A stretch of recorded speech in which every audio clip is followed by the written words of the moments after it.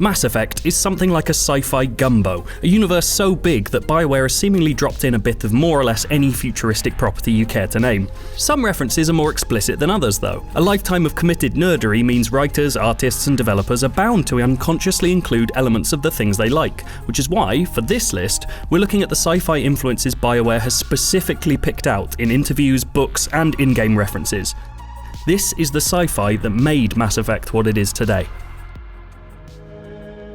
Like any game with an entire art department full of paintbrush jockeys behind it, Mass Effect draws on a huge number of visual references, from Spanish neo-futurist architecture to electron microscope imagery of insects. One debt weighs heavier than most, however. Meet Sid Mead.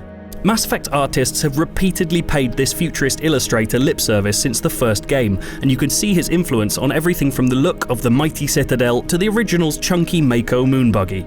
Even his looks at the more mundane aspects of future life, work, leisure, traffic jams, they're all related, they all feel like they're part of a working galaxy, just like in Mass Effect. Ridley Scott's replicant goose chase became key to Mass Effect's soundscapes as much as it did its landscapes. The first game in the series drew more than heavily from Vangelis's vintage synth score. Subsequent games took a more cinematic, orchestral turn, but even the first tracks from Andromeda's soundtrack still hide the occasional bleep or bloop to remind us of the classic it's come from. Bioware's history shows a company obsessed with the pleasing upward creep of stats and personal stories with cosmic significance. But now departed creator Casey Hudson always seemed more keen to talk about the non-Bioware sci-fi games that he loved. Deus Ex's freedom of choice and branching storylines, Halo's satisfying gunplay and MS-DOS classic Starflight's open-ended galaxy exploration all fed into his vision. Andromeda could be the closest Bioware's gotten to replicating all three. Knights of the Old Republic's basic ideas, a grand storyline to become a part of, its conversation then combat dynamic, and a preoccupation with the space nookie all remain in Mass Effect, but one element was very consciously altered for the developer's own universe. Out went the light and dark sliding morality scale, and in came Paragon and Renegade, two separate meters representing a single idea. Commander Shepard is always working towards one goal, but how he or she does it is a matter of internal debate. Mass Effect Andromeda's actually ditched both of those scales, but there's no doubt KOTOR's ideas still hang around in the margins like a smiling old Force ghost. Bioware recently cited Firefly's ragtag bunch of buddies as Andromeda's cultural linchpin. Joss Whedon's spacefaring show was remarkable for making its crew feel more like friends, or at least dorm mates, than colleagues. I'd argue that the last trilogy's pilot, Joker, had more than a hint of Alan Tudyk's wash to him, but Andromeda's seemingly going further, making disparate talents and desperate people its key to getting you attached to its crew. Bioware's thought process for the ASARI is kind of as simple as it can be. The team just liked the bright green skin of Star Trek's recurring Orion race and went for Caribbean Sea Blue for their own. The similarities do run deeper though.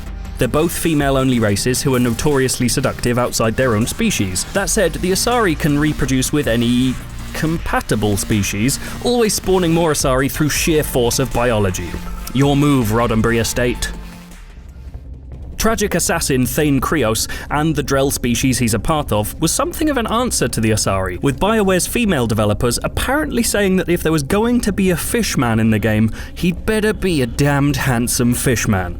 The artist's reference points for aquatic sexuality came from Hellboy boffin Abe Sapien. Just a tangential point, the ASARI went blue from a green inspiration, the Orion. Thane went green from a blue inspiration. I'm on to you, Bioware.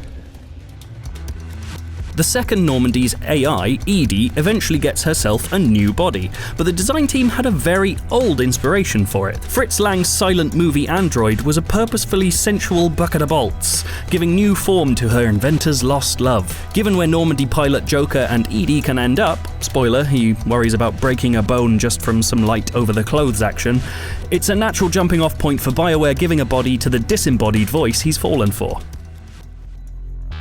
The work of H.P. Lovecraft appears as an influence in just about every second bit of pop culture these days, but Bioware made the connection in their games pretty stark from the outset. Lovecraft's old ones are unfathomably old, unfathomably powerful, and generally just cannot be fathomed.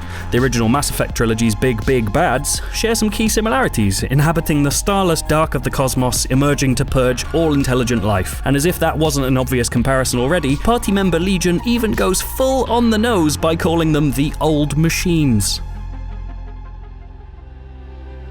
Greek myth is seen as some as the birth of science fiction, with constant refrains about the gifts and curses of acquiring new technology. It's no wonder Mass Effect invokes it almost everywhere. In Greek mythology, Cerberus guards the overworld from Hades' terrors. In Mass Effect, the Cerberus organization sees itself guarding humanity from the terrors of space. In mythology, Charon is the ferryman between Hell and the living world. In Mass Effect, the Charon relay is the conduit between Earth and the rest of the galaxy. The Aegis was a mythical piece of armor used to protect the gods. The Aegis pack was some DLC armor and a sniper rifle. It all works, basically. It's no real surprise that Mass Effect built up a huge fan creation community. More surprising, however, is the fact that that community fed directly back into the games themselves. Loyalty missions are back in a big way for Andromeda because of the love for Mass Effect 2's loyalty missions. Perhaps even better, Casey Hudson would apparently browse DeviantArt to see which characters were resonating most with players who drew them. The reason Garrus became a romance option in Mass Effect 2 was apparently because there were so many drawings of that particular fantasy after the first game was released. One area Mass Effect didn't need to draw from fiction was, funnily enough, its science. When it was still in the planning stages, much of Mass Effect's technology was based on the relatively obscure theory of dark energy. By the time the game hit release in 2007, papers on dark energy were being published more and more frequently, chiming with Mass Effect's depictions of faster-than-light travel using it as some kind of fuel. Mass Effect's more personal tools also come from a relatively sensible place. Omni tools, hard light, and even hypervelocity guns are already functional in the real world. Who needs writers when you've got scientists, am I right? Wait, no, come back.